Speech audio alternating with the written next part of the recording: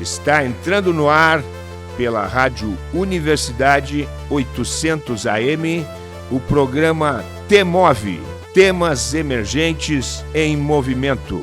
O que te move? Olá, está começando mais um T-Move, Temas Emergentes em Movimento, em sua segunda temporada. Eu sou a Maria Aparecida Azolim, pedagoga da Coordenadoria de Tecnologia Educacional e apresentadora deste programa. O programa T-Move, Temas Emergentes em Movimento, é um projeto da Coordenadoria de Tecnologia Educacional da UFSM, vinculada à Prograde, Pró-Reitoria de Graduação. Proporcionamos aqui um espaço de conversa e troca de ideias através de entrevistas com convidados super especiais. Hoje, o nosso convidado é o professor pesquisador Fernando Bertasso da Silva. O Fernando é biólogo e professor formado em biologia pela URI. Durante o mestrado, trabalhou com a diversidade e ecologia de fungos agaricales, espero ter dito certo o nome, que são os populares cogumelos do bioma Pampa. No doutorado, teve a oportunidade de ir para a Antártica e estudar a diversidade de fungos lá, trabalhando com macrofungos e fungos fitopatogênicos, isolados de plantas da Antártica. Além de estudar sobre a diversidade desses organismos, também analisa como as mudanças climáticas estão impactando a distribuição de fungos no continente. Pretende, caso o tempo permitir, fazer testes biotecnológicos com esses fungos, procurando possíveis ações antibióticas. Fernando, que alegria tê-lo conosco! O Fernando, eu estou emocionada em tê-lo aqui, porque conheço há muito tempo. Posso dizer que fui professora, né, Fernando? Tua professora, não diretamente, mas estava na direção da escola enquanto tu foste aluno. Então, assim, Fernando, seja muito, muito bem-vindo. Que isso, eu que agradeço o convite, muito legal poder participar. Eu acredito que faça 20 anos que a gente se conheça, né? Exatamente. Então, assim, ó, é um orgulho te ver, assim, ó, produzindo, correndo atrás dos teus sonhos, pesquisando, quase doutor, realmente é um orgulho. Olha que privilégio falar contigo. Brigadão. Eu que agradeço a oportunidade, é muito legal poder participar. Fernando, nós temos uma pergunta que ela dá título ao nosso programa. Então, Fernando, o que te move? Eu acredito que não só eu, mas como todo pesquisador, o que me move é as descobertas, é a curiosidade, é querer ir onde ninguém foi, é inspirar pessoas a partir das minhas experiências, mas o principal, sem dúvidas, são as descobertas, que me move as descobertas. E quem é o Fernando que não está no Lattes? O Fernando fora do Lattes é um cara que adora conversar, adora dar risada alta, que adora lembro brincar. da tua risada alta. Eu não mudei. Ainda bem. E pretendo não mudar. Então é isso, adora dar risada, adora conversar, é comunicativo. Então o Fernando é uma pessoa comunicativa. O Fernando que não está no Lattes é aquele Fernando que adora conversar, adora no fim do expediente, quando sai do laboratório, parar num barzinho, tomar uma cerveja com os colegas do laboratório. E é isso. Ai, que coisa boa. Fernando, tu ficaste 28 dias na Antártica, juntamente com 7 pesquisadores, com o intuito de estudar a distribuição e diversidade de fungos e plantas de lá, e também avaliar como as mudanças climáticas afetam a ocorrência desses organismos. Eu queria que tu contasse um pouquinho dessa tua aventura. Olha, para mim foi a experiência mais doida e mais incrível da minha vida. Assim, tudo que eu fale não vai exemplificar o que são 28 dias acampados nas piores condições do mundo. Mas eu te digo assim que é uma experiência não só para a vida profissional, porque a gente fala, é muito aprendizado, é contato com pesquisadores de todo mundo, mas o que a gente vive, o que nós vivemos para a vida, assim, é inexplicável. O controle emocional, o contato com as pessoas. São 28 dias sem internet, sem celular, apenas vivendo com aquelas 7 pessoas e aquele contatinho do navio que vem a partir do aparelho do alpinista. Então, assim, é muito doido, mas ao mesmo tempo muito bom.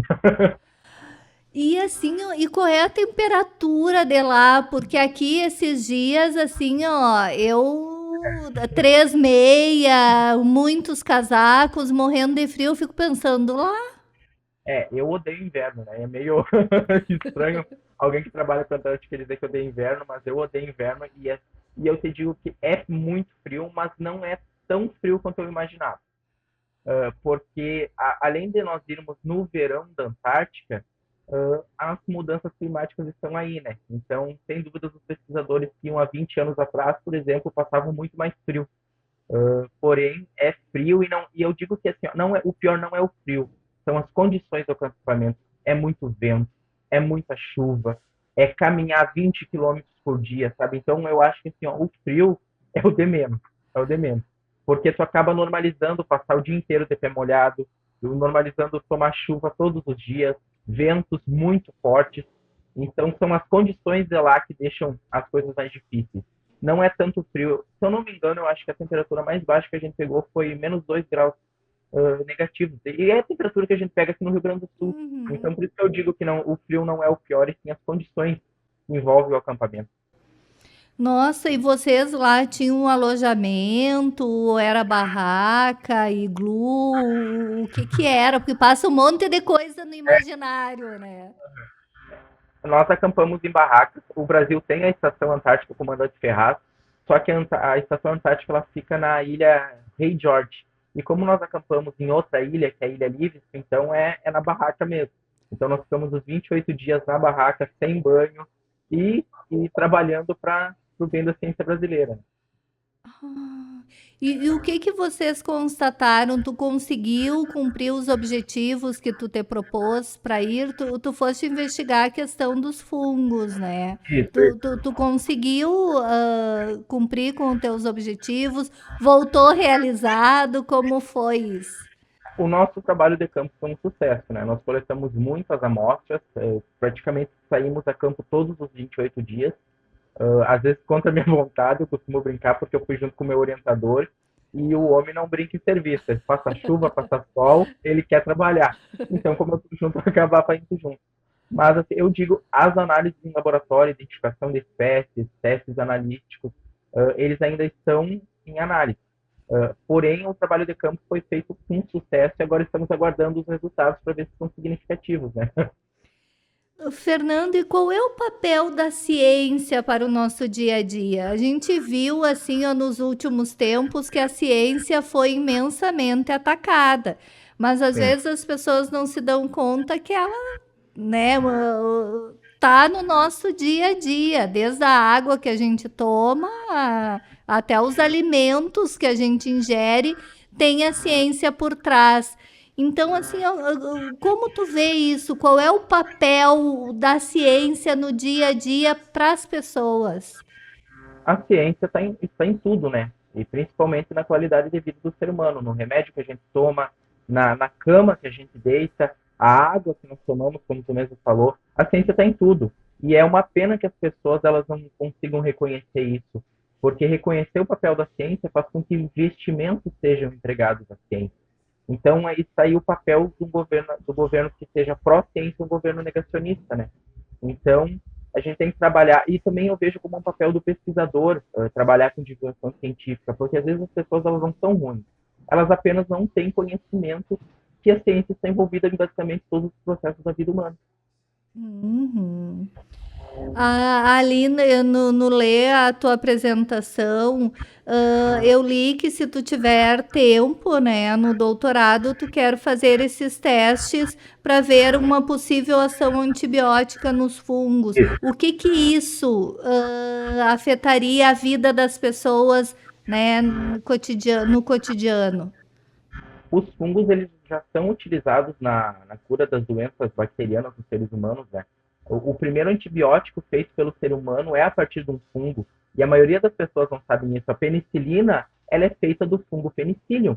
Então, essa descoberta, que foi do pesquisador Alexander Fleming, há muitos anos atrás, muitas décadas atrás, ela abriu essa porta para que os pesquisadores analisassem o papel dos fungos na cura de doenças antibacterianas. E o que isso impactaria? Hoje a gente já está falando da resistência bacteriana das bactérias, que é o que? As bactérias, elas estão conseguindo ser mais fortes que os antibióticos atuais. Por quê? Porque hoje as pessoas tomam antibiótico como se tomassem água. Ah, eu estou com uma dorzinha de garganta, eu estou com um sintoma gripal, bora logo tomar um antibiótico. Isso está fazendo com que os antibióticos não sejam mais eficazes para as bactérias. Então, se nós descobrimos algum fungo que tem essa ação antibiótica, isso pode mudar totalmente a visão hoje, a realidade atual da farmacologia dos antibióticos. E espero que a gente consiga. Se não no doutorado, no pós-doc, né? Mas eu quero trabalhar nessa área e já tem pesquisas sendo realizadas por outros pesquisadores no Brasil e no mundo, analisando a ação antibacteriana de fungos, né? Então, nós só vamos dar continuidade. Então, a gente ouve bastante falar nessa questão das superbactérias, né? Que morreu por uma superbactéria. É porque essa bactéria não tem um antibiótico que a combata? Isso? Talvez, nem sempre. Às vezes a bactéria ela é muito resistente, a pessoa está com a imunidade muito fraca e o corpo acaba não dando conta, mas muitas vezes sim. Hoje as bactérias estão muito mais fortes do que estavam antes, então é necessário que se estude cada vez mais, isso aí a importância da ciência, informar cientistas que trabalhem sobre a descoberta de um novo antibiótico. Não que os antibióticos de hoje não funcionam, não entendam isso, mas ter uma segunda, uma terceira opção, caso as bactérias ficarem muito mais resistentes, é muito importante. Agora, falando em fungo, tem uma dúvida que sempre, assim, ó, quando fala em fungo, sempre vem essa dúvida. E a da massa de tomate, a do extrato de tomate, que a gente põe na geladeira e dali um pouquinho já está com fungo. Isso é nocivo ou ele é do bem ou ele é do mal? Eu acho que não tem fungo do bem e fungo do mal, né? Ele faz o seu papel na natureza, assim como na nossa casa. O fungo ele está ali para degradar a massa de tomate. Se ele é nocivo para o ser humano, precisaria chegar na espécie para ver quais toxinas que ele possui para ver se vão fazer algum papel negativo no corpo do ser humano. Ah, então não dá para comer, tem que colocar fora. Eu sugiro botar fora. Até assim, alimento mofado e tal, porque o que a gente vê? Nós vemos o fungo ali, mas o micélio, que é como se fosse a raiz do fungo, ele está por todo o alimento. Então a gente na correria corta no queijo, no pão, corta aquele pedacinho mofado e come o resto, não dá para comer. Porque às vezes acaba esse micélio, que é a raiz, estando por todo o alimento, só que nós não vemos. E como nós não vemos, acabamos ingerindo e às vezes pode ocasionar sintomas gastrointestinais. Ah, mas o queijo, ele é maturado, tem fungos que maturam o queijo, né? Que dão sabores diferentes. É um fungo, né? Sim, mas são fungos diferentes. O fungo que auxilia na produção desse queijo é um fungo diferente do que vai causar o bolor, que vai causar o mofo. Então, esse fungo que auxilia na produção, ele pode não ter as toxinas que o fungo que causa o mofo tem. Então, por isso que não há problema de ingerir. Ai, nossa, é muito interessante. Fernando, como é que tu vês o desenvolvimento científico no Brasil? Como é que tá o incentivo? Que passamos por uma fase das trevas, né? Cortes e cortes, a única palavra que relacionava a ciência era corte. E agora, como é que tu vê? Tem um sopro de esperança? Eu espero, né? Nós trocamos a gestão do país nessa esperança, né? Se vai ser como esperamos, o tempo dirá. Mas, assim, não é fácil fazer ciência no Brasil. Nós saímos de uma época extremamente difícil. Quem está dentro da federal, eu acredito que saiba como foi difícil os cortes, de não ter nem papel higiênico, de não saber. Porque a gente fala, a pesquisa não vai seguir, mas a pesquisa, cara, nem o mais básico tinha.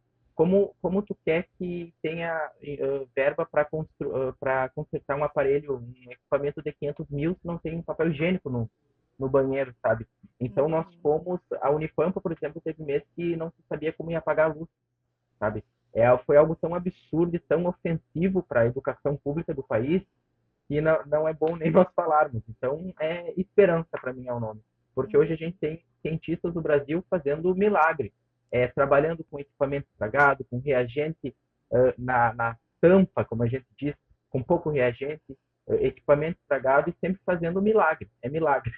É tudo em prol da ciência, fazendo milagre para o trabalho ser concluído, para poder contribuir para a ciência do país e também para a publicação de trabalhos. Né? Fernando, para quem nos escuta e que de repente não conhece a rotina de um laboratório de pesquisa, fala um pouquinho assim aqui, como uma pesquisa ela toma corpo até chegar num produto final, né? Porque a gente fala assim, cortes de investimento de ciência. De repente, quem não está nesse meio deve pensar, mas para que precisa investir se tem pessoas passando fome, pessoas sem casa? Então, assim, para que as pessoas que estão nos ouvindo entendam assim, que para a ciência se desenvolver precisa investimento. Né? Eu queria que tu falasse um pouquinho sobre isso. A pesquisa, ela é difícil trabalhar com pesquisa, porque a pesquisa não é fácil. Tu chega no final, às vezes não é o resultado que tu quer, e que também é um resultado, que a gente brinca, e se tua pesquisa mostrar que não funciona, também é um resultado. Uhum. Então, o processo da pesquisa, ele começa num projeto de pesquisa, claro, e daí vai se levantar o que tem sobre esse assunto, vai construir uma metodologia baseada em outros trabalhos, e para quem não sabe o que é metodologia, é como se fosse a receita do bolo. Tu fala como a tua pesquisa vai funcionar. E quando a gente fala em pesquisa, é importante a gente saber explicar o resultado da tua pesquisa, para não precisar chegar, por exemplo, eu tomei um remédio para malária, que é cloroquina, eu fiquei curado do Covid, foi a cloroquina que me curou. Uhum. Não é assim. Uma pesquisa, ela precisa ter metodologia, ela precisa ter testes, ela precisa saber relacionar que o resultado dela foi porque teve essa inclusão desse produto, desse medicamento na área da saúde, no caso. Então, a pesquisa ela está aí para não cometermos atrocidades, de não acreditar em remédios milagrosos, não acreditar em chás milagrosos, porque para mim a pandemia é o melhor exemplo disso. Não tem assim, é um exemplo terrível que vitimou muitas pessoas, e não só vitimou, mas também muitas pessoas começaram a sofrer de sintomas de depressão, ansiedade por causa da pandemia. Então, eu costumo dizer que não tem um lado bom na pandemia, mas ela mostrou isso, sabe? O quão importante é a pesquisa, quão importante é a ciência para não se cometer essas bobagens que nós vimos nesses últimos 4 anos, sabe? De querer relacionar curas absurdas, coisas milagrosas, quando se tinha pesquisadores trabalhando diariamente para chegar em um produto que de fato funcionasse. Porque a pesquisa precisa, como eu já falei, metodologia, precisa de teste cego, precisa do grupo do placebo, que para quem não sabe, placebo é quando tu ingere água, por exemplo, achando que é um medicamento, para verificar que o psicológico não está auxiliando nessa cura também. Então, uma pesquisa que analisa um remédio, ela demora anos. A pesquisa ela não é rápida. Então, por isso que é importante conhecer um pouco da ciência e saber a sua importância.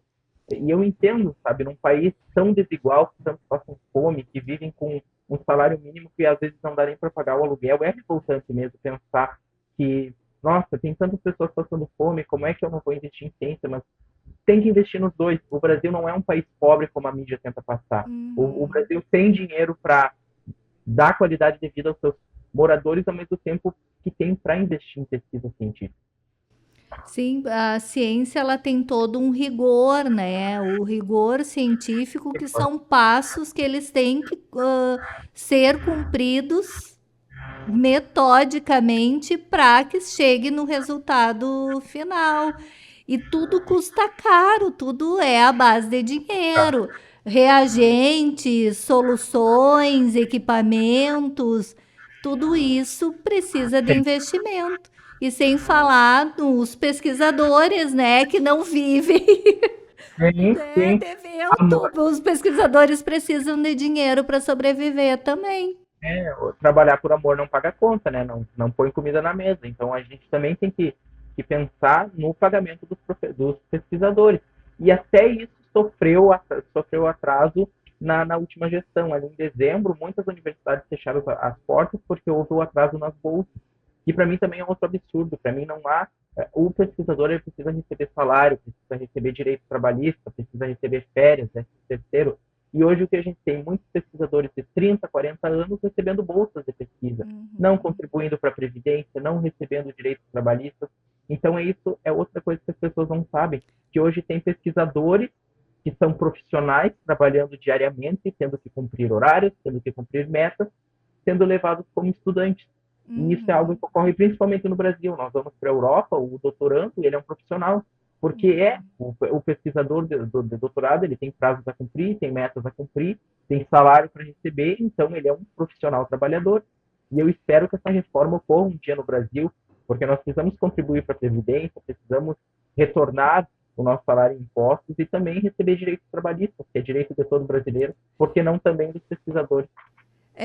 Fernando, isso é muito importante dizer, que eu acredito que muita gente não saiba, que um pesquisador, ele faz o doutorado, né? Às vezes termina o doutorado e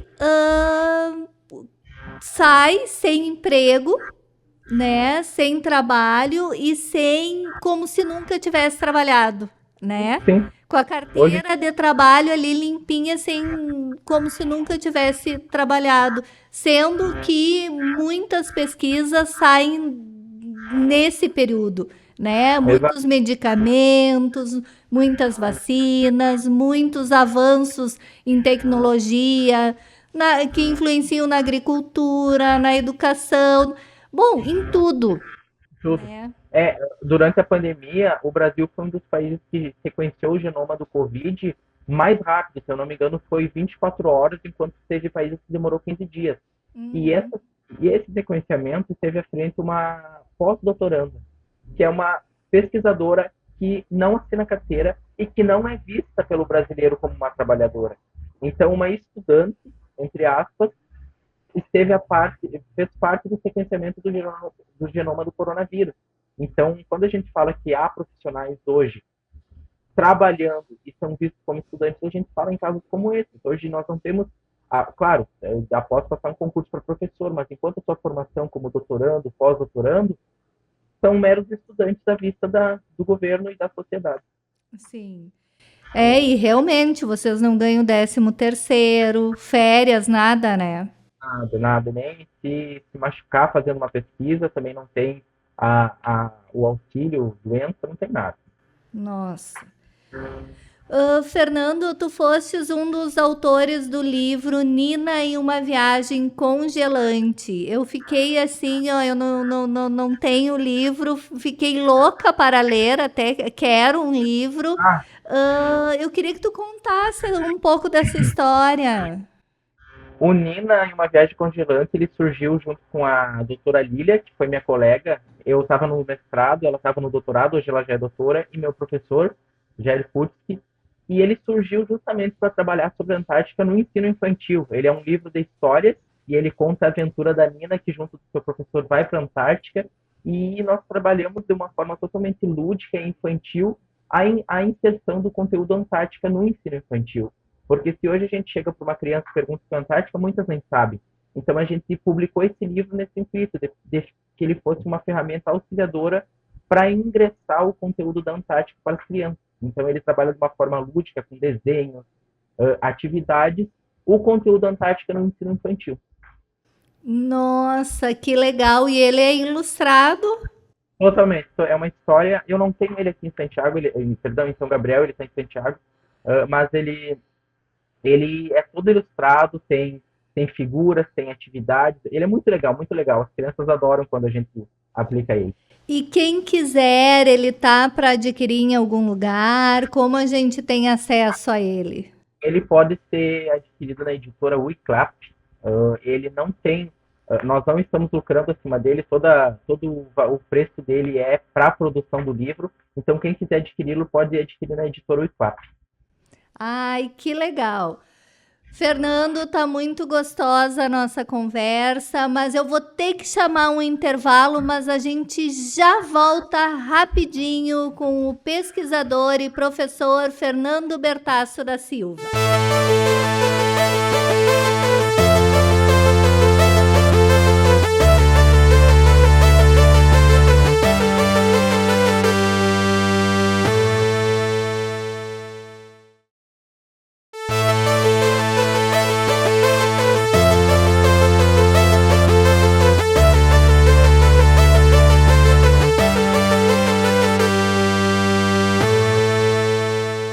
Estamos de volta com o T-Move. Para você que ligou o rádio agora, seja muito bem-vindo, seja muito bem-vinda. Eu sou a Maria Aparecida e você está ouvindo o programa T-Move pela Rádio Universidade 800 AM. Hoje com a presença do professor e pesquisador Fernando Bertasso da Silva.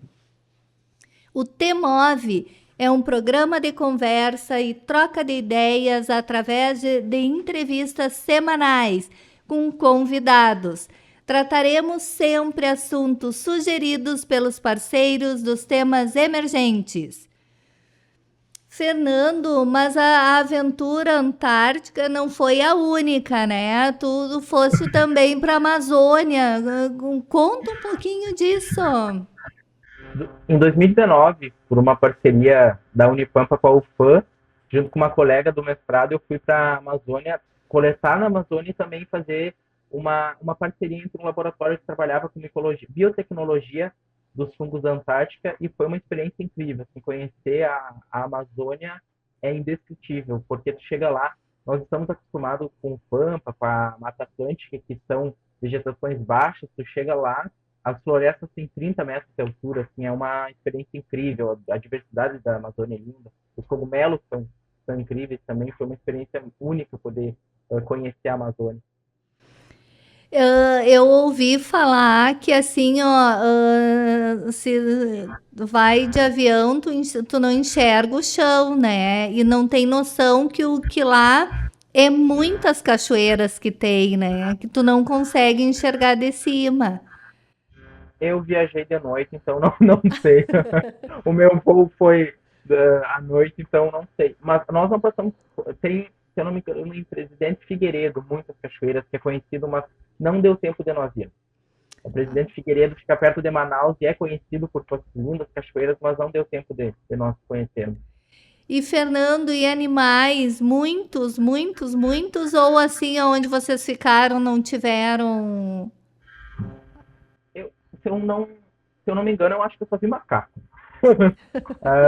Eu não sei se é sorte ou azar, né? Eu não sei se queria me deparar com uma onça, com um bicho perigoso. Eu acho que foi sorte. Eu estava interessado nos cogumelos.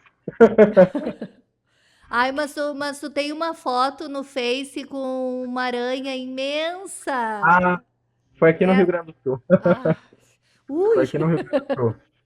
eu Mas olhei e assim, digo, deve ter sido a Amazônia. foi incrível poder conhecer a Amazônia, porque ela é muito importante para os seres humanos, né? Aí, quando a gente fala em proteção da Amazônia, sempre aquele papai ambientalista, é chato, mas não.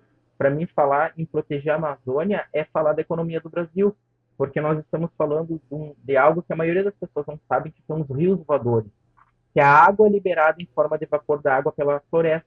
E esses rios voadores, que o nome científico é evapotranspiração, eles são fundamentais para a agricultura do centro-oeste brasileiro, porque esse vapor d'água ele sobe no céu, as correntes atmosféricas, o vento leva ele até a cordilheira dos Andes, ele bate nas cordilheiras e retorna para o centro-oeste, para o sudeste e sul do país. Então, ele impacta significativamente nas chuvas dessas regiões.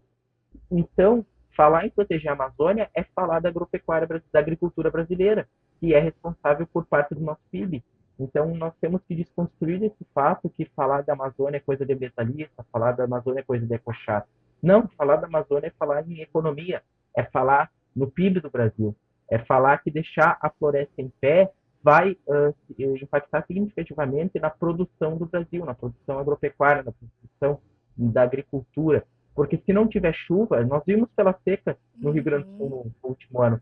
Se não tiver seca, não tem produção. E se não tem produção, o que vai acontecer com as pessoas que essa produção alimenta, com a economia do Brasil?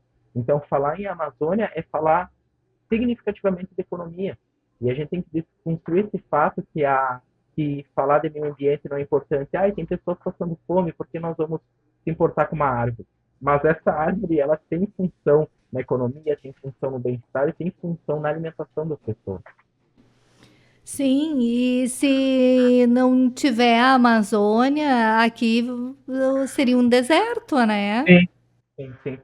Eu vi uma figura do Mapa Mundi que coloca o Centro-Oeste brasileiro numa linha linear e no resto do Mapa Mundi são áreas de deserto, exceto no Centro-Oeste, graças à Amazônia. Nossa.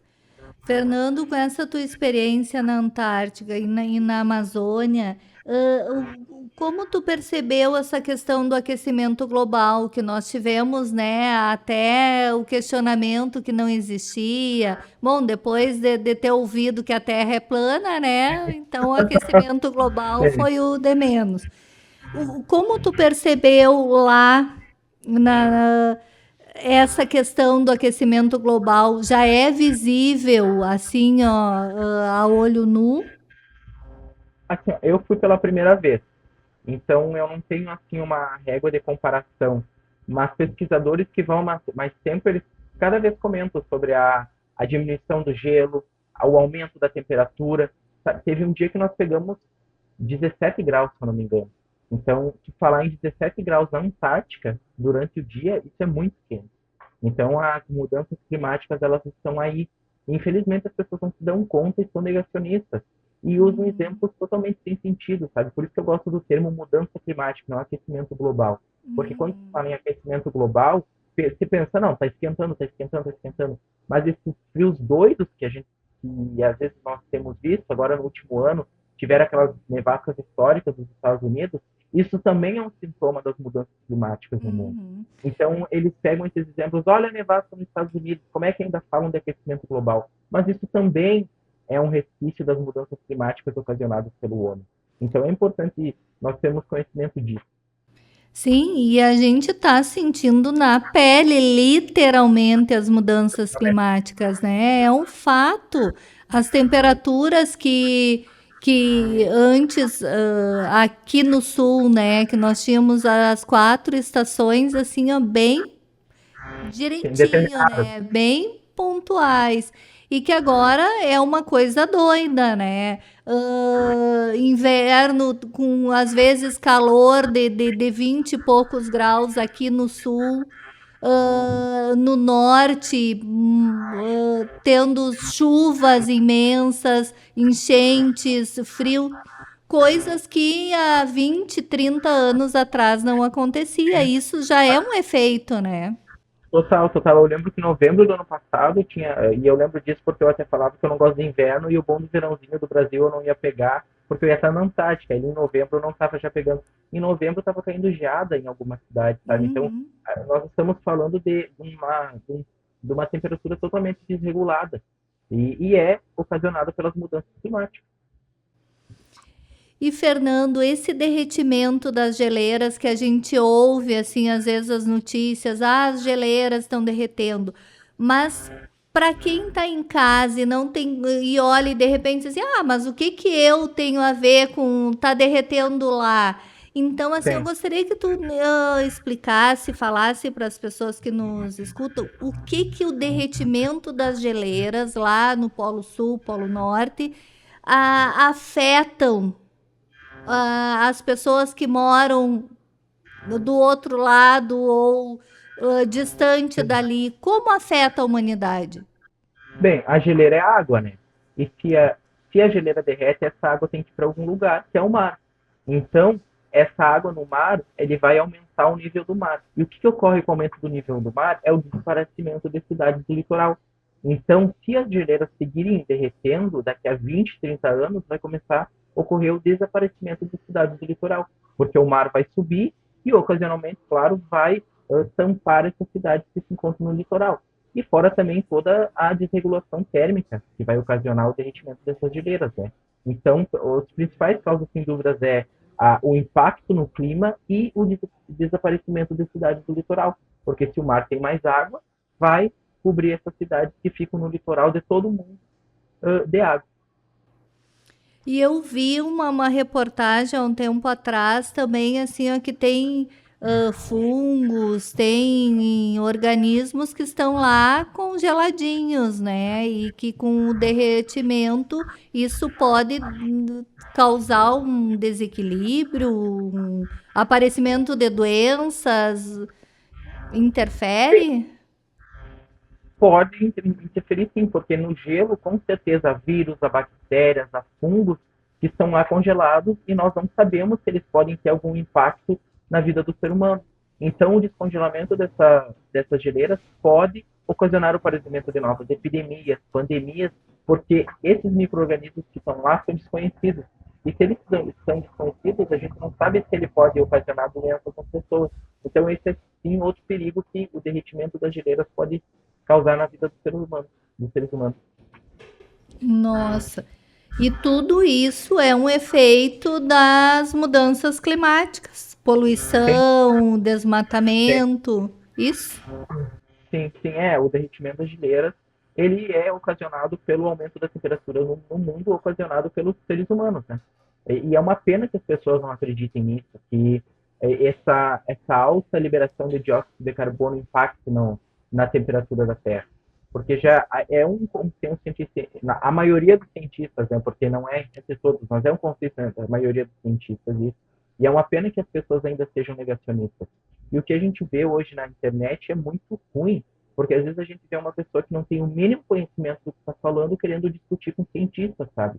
Esses tempos eu vi uma matéria, eu não lembro em que jornal, que foi posta no Instagram, que era um cara extremamente estudado, com doutorado, pós-doutorado, em Harvard, em instituições de respeito, falava sobre aquecimento global. Daí é lá que várias pessoas que não sabem nem biologia básica, não sabem ecologia, quererem discutir, quererem argumentar, sabe? É uma pena isso, que as pessoas elas não tenham conhecimento e ainda assim queiram discutir algo que não sabem. Fernando, eu penso que o negacionismo ele mata. A gente Ah, viu isso na questão das vacinas, né? O Brasil é um exemplo de vacinação para o mundo e por atos negacionistas, as pessoas muitos deixaram de se vacinar. Inclusive não vacinando os filhos, dando margem que a polio, que estava erradicada, o sarampo retornando. Então, o negacionismo ele é um crime, deveria ser enquadrado como crime porque ele mata, né? E assim, ó, um adulto não se vacinar e não levar os seus filhos para vacinar é uma irresponsabilidade de um tamanho inominável. sabe, eu acho assim, ó, terrível e eu não consigo normalizar e não vou normalizar independente de ódio por partido, de ódio por determinado político, sabe? Para mim não dá para normalizar um Uhum. presidente ir para a televisão falar que uma vacina que cura uma pandemia causa AIDS, por exemplo. Sim. Isso é de um absurdo, isso é um desrespeito tão grande, sabe? Que para mim não tem justificativa, não tem argumento, não tem ódio a partido A, não tem ódio a partido B, a Uhum. político C, que justifique apoiar um absurdo desse, sabe? Para mim é triste, eu acho que o presidente, independente de qual seja, ele tem que ser porta-voz, Uhum. ele tem que levar as pessoas ao bom exemplo, ó, se vacinem, procurem atendimento, se cuidem. Você não pode normalizar um presidente falar que vacina vai causar AIDS, que vai transformar em jacaré, que remédio para malária vai curar uma pandemia, sabe? Não dá para normalizar um absurdo desse. É triste. E mata, o negacionismo mata. E a gente viu que matou muito na pandemia, Uhum. sabe? E também, como você mesmo disse, promoveu o retorno de outras doenças, o que é uma pena. Então, ele só não impactou negativamente no coronavírus, ele também impactou na saúde pública no geral, né? Uhum. Não, é criminoso, porque A questão da vacinação não é algo privado, é algo coletivo, né? E essa ideia que foi desvirtuada. Eu não me vacinando, eu não afeto apenas a minha vida, eu afeto todo um sistema, toda uma comunidade. Porque uma criança que tem pólio ou tem sarampo, ela vai usar recursos públicos, de Sim, repente tirando o lugar de uma pessoa lá que necessitou. Então não é algo privado.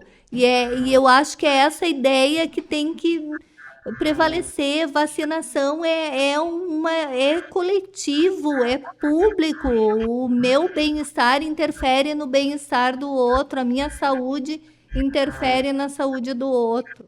Não, eu sim, também não consigo normalizar essa situação. é imunidade coletiva, né? Não adianta um ou dois se vacinar. A imunidade da vacina, ela vem do coletivo se vacinando. E se por essa ideia, não, é a economia o que importa, a economia o que importa. Mas o que deixa a economia aberta foi a vacinação. Uhum. O que fez voltarem os eventos foi a vacinação. O desuso da máscara foi a vacinação. Então, se tinha aquela falsa ideia, nossa, ele se importa com a economia, ele se importa com os trabalhadores, mas não. Quem se importa com a economia, quem se importa com o trabalhador, pensa na vacinação. Porque foi isso, e nós vimos isso na prática. As coisas só voltaram ao normal quando a vacinação ela ocorreu, quando uh, ela teve o seu impacto na maioria das pessoas. Então, a gente viu isso na prática. É uma pena que as pessoas não vejam isso. Exatamente. Bom, Fernando, voltando agora à questão dos cogumelos. Vamos falar de coisa boa. Agora vamos falar de coisa boa. A gente ouve costumeiramente falar das propriedades psicodélicas dos cogumelos, que causam alucinações, causando certo preconceito em relação a eles. Tem séries e filmes que abordam a temática. Existe realmente esse preconceito? Como tu percebes o papel da mídia nesse processo? Porque às vezes a gente lá tem um que tá meio doidão. Ah, tomou chá de cogumelo. Tem até a expressão, É, né? isso é bem comum, né? E acredito que a mídia, sim, cause isso, mas eu também vejo como algo que é um conhecimento de construção social, sabe? Até mesmo entre amigos e a minha família, quando eu falava que ia trabalhar com cogumelo, tu já tomou chá de cogumelo, tu já usou, sabe? Isso é bem comum. E não só no caso dos psicodélicos, mas também esse lado negativo dos fungos, sabe? Recentemente eu dei um curso na URI sobre cogumelos comestíveis, e quando eu perguntei para os participantes do curso o que vinha na cabeça deles quando se falava sobre fungos, era só ou os psicodélicos, como a maioria sabe, ou as coisas ruins, que causam doenças, que causam bolor nas paredes, que causam mofo nos alimentos. As pessoas elas não têm esse conhecimento que os fungos também são bons, que os fungos eles são importantes para a ciclagem de nutrientes na terra, porque hoje o que acaba com a matéria orgânica, o que degrada o lixo, é os fungos e as bactérias. Então, se esses organismos não existirem, nós iríamos estar em cima das nuvens vivendo numa pilha de lixo. Então, eles têm esse papel essencial na ecologia, têm papel essencial na alimentação, na farmacologia. Então, é preciso educar as pessoas a partir da educação científica e parte dos micólogos, que são os especialistas em fungos. Que é outra coisa, eu sou micólogo, tu trabalha com mico, né? Não, a micologia é o estudo dos fungos. Nossa, que legal. Fernando, eu adoro champignon e fungo. Quer dizer, é só os dois que eu conheço, assim, aí realmente eu gosto muito. Qual é o benefício do cogumelo para a saúde na Eles alimentação? Os cogumelos comestíveis, eles têm muitas propriedades, eles têm vitaminas do complexo B, ácido fólico, cálcio, ferro, fósforo, zinco, tem muitas substâncias que são excelentes para o corpo humano. Tem selênio, que auxilia no sistema imunológico. Eles também são ricos em fibras. Uma fibra que ele tem, que é a beta-glucana, que a aveia também tem. Então, essa ingestão de fibras auxilia no intestino também. Então, ele tem muitas substâncias excelentes para o corpo humano e que infelizmente ainda são desconhecidas das pessoas, né? As pessoas elas têm certo preconceito, comem salsicha, comem mortadela, comem embutidos, mas se oferece cogumelo, eu não vou comer isso aí, sabe? Então, eles têm muitas coisas boas. Inclusive, eu estava procurando esses dias e eu vi que tem um estudo em 2018 falando que consumir cogumelos 2 vezes na semana reduziu o risco de problemas de memória em adultos de mais de 60 anos. Por quê? Porque Nossa. os fungos eles têm antioxidantes que auxiliam no sistema do ser humano e auxilia também em evitar o risco de perda de memória. Foi um jornal, foi uma revista que trabalha com Alzheimer que publicou isso. E eu achei isso muito legal, sabia? A gente não tem ideia disso. Os cogumelos auxiliam até na prevenção do Alzheimer. Eu achei muito legal. Nossa, que interessante. Eu realmente eu gosto, mas eu comia só porque eu gostava, não porque eu achasse que Sim, tinha. sim. Mas e assim, ó, qual é todos têm essas propriedades ou qual que tem mais? Qual que é o mais indicado? Todos têm, mas eles vão ter em quantias variadas. Eu vou ser honesto, não lembro o cogumelo que fez parte desse estudo sobre Alzheimer, mas a gente tem essa ideia. É como vegetal, todos têm coisas Uhum, boas, sabe? Uns vão ter uhum. mais, outros vão ter menos. Então, se aconselha a inserir na alimentação esses indivíduos que vão participar ativamente de processos benéficos ao corpo humano, né? Ah, agora eu vou olhar para um risoto de fungo assim, ó, ainda É, com que mais bom. vontade. Aham.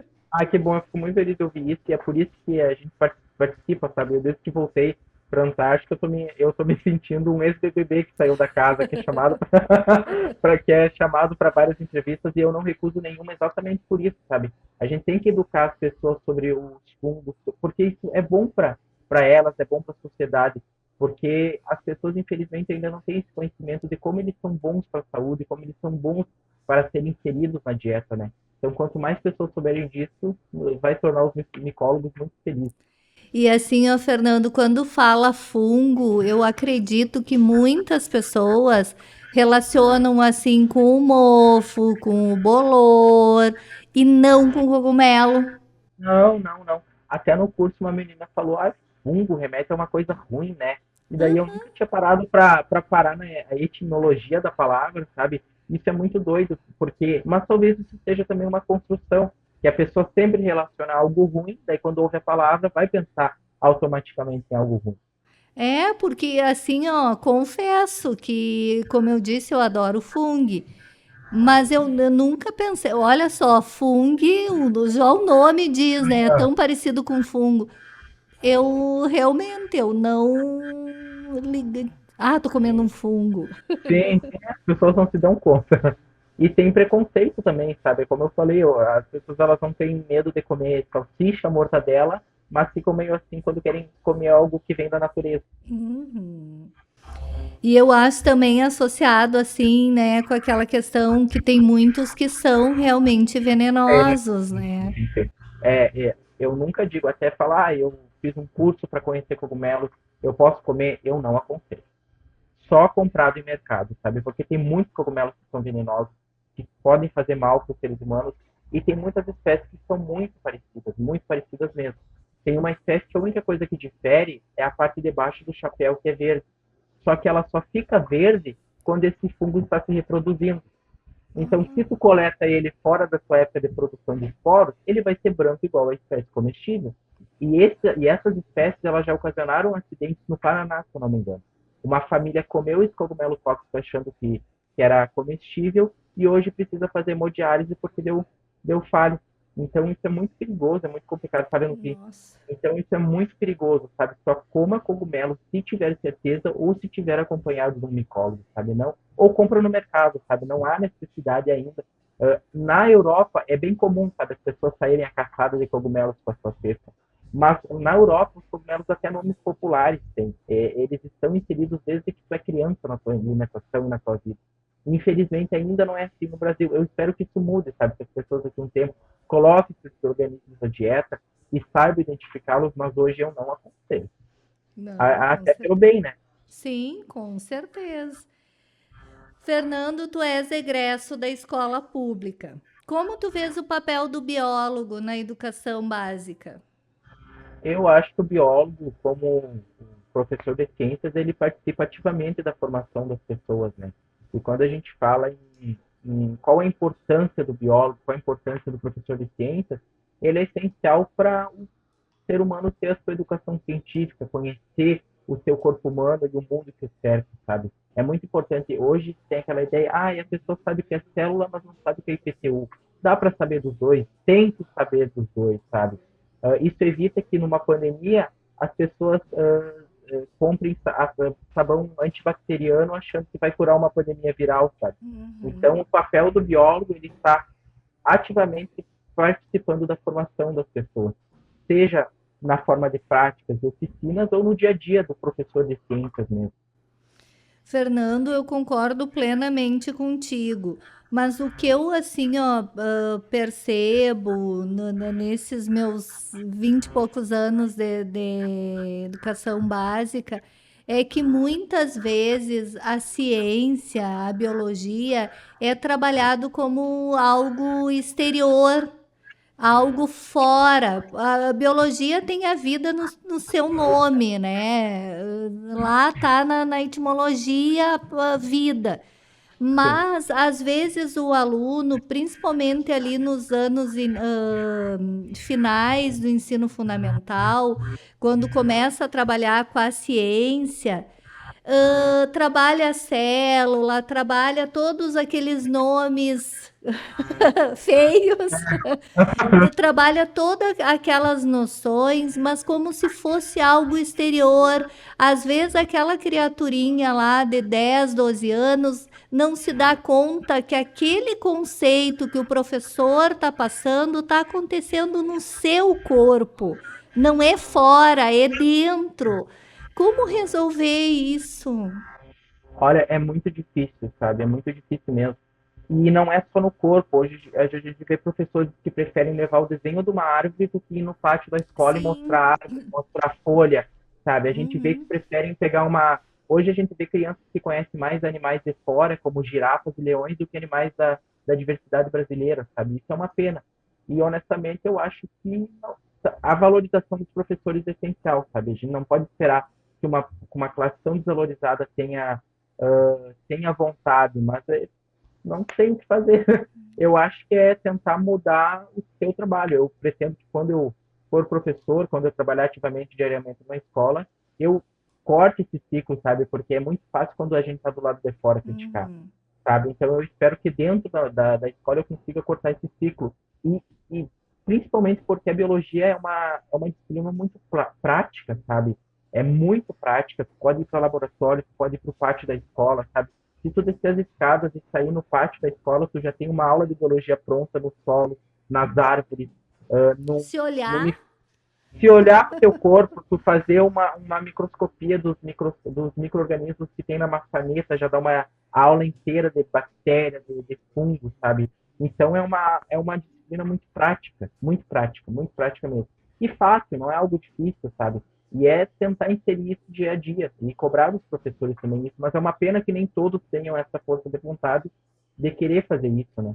E seguir na teoria, seguir nos quadros, seguir na folha, tendo um mundo a ser descoberto no pátio da escola e no seu próprio corpo, né? Não, eu fiz essa certa crítica à biologia, mas é extensiva a todas, inclusive na minha área, que é a história, né? Se os alunos percebessem que a biologia é a vida, né? Que a história, ele só está ali naquela forma porque teve uma história, pô, Sim, sim. né, que antecedeu. A geografia é tudo em É volta. tudo, né? É vida, né? Se a escola fosse vista mais como algo de dentro e não de fora, que é vida pulsante ali, eu acredito que a educação daria um grande passo. Sim. É que falta muito trabalhar não só a interdisciplinaridade, mas a contextualização, sabe? E acho que é isso que Uhum. falta na biologia, que é contextualizar com a realidade, com o contexto desse indivíduo, sabe? É trabalhar a sua realidade. Não há por que usar girafa e leão para ensinar zoologia se nós temos muitos animais nativos aqui do bioma pampa, da Mata Atlântica, sabe? É trabalhar o contexto desse indivíduo, porque senão nós crescemos sabendo mais de outros países, de outras regiões, do que do ambiente e do contexto que nos cerca diariamente. Com certeza. Fernando, infelizmente o nosso tempo está acabando. Ai, que conversa gostosa, que coisa boa. Aham, que orgulho te ver, Fernando. Gostaria que tu deixasse assim, ó, uma mensagem, fizesse as tuas considerações finais. Eu acho que a minha mensagem final ela vai exemplificar o que a gente conversou nessa 1 hora. Acreditem na ciência, acreditem na educação pública, trabalhem para que os investimentos da educação pública não acabem no ensino público, porque ele muda vidas, né? Mudou minha vida, mudou a vida de tantas pessoas, essa redemocratização do ensino público, né? De que não só pessoas da alta classe tivessem acesso. E se vai se pensar 20 anos atrás, uma pessoa como eu jamais teria um doutorado, jamais teria ido para a Antártica. Então, acreditem na ciência e acreditem no poder da educação pública. Ai, Fernando, que coisa linda. Compartilho desse teu pensamento, eu acho que é muito importante. Eu também, como filha de pedreiro, também não estaria aqui, também não teria feito doutorado, também não estaria trabalhando na universidade, se não fosse, né, esse acesso, a possibilidade de acesso. Sim. Então, assim, que coisa linda. Olha, muito obrigada. Eu espero que nós tenhamos mais momentos assim. E agora não vou te perder de vista. Tá bem, podem me mandar mensagem, o Instagram, o WhatsApp tá aberto. E eu agradeço o convite, foi incrível. É um espaço muito legal para nós podermos conversar. Eu adorei. Eu também. Então, agradecemos a participação do professor e pesquisador Fernando Bertasso da Silva em nosso programa. Eu sou a Maria Aparecida Azolim, pedagoga da CTE-UFSM e apresentadora do programa TEMOVE, aqui na Rádio Universidade 800 AM UFSM. O TEMOVE conta com a produção da comunicadora social Luísa Peixoto e da diretora da CTE, Lisiane Miller. Trabalhos técnicos de Giano Al e direção de rádio de Janata Ferreira. Você pode ouvir novamente essa e outras edições do nosso programa no YouTube. Acesse lá, youtube.com/capacitação digital UFSM. Lembrando que é sem o tio e sem o cedilha.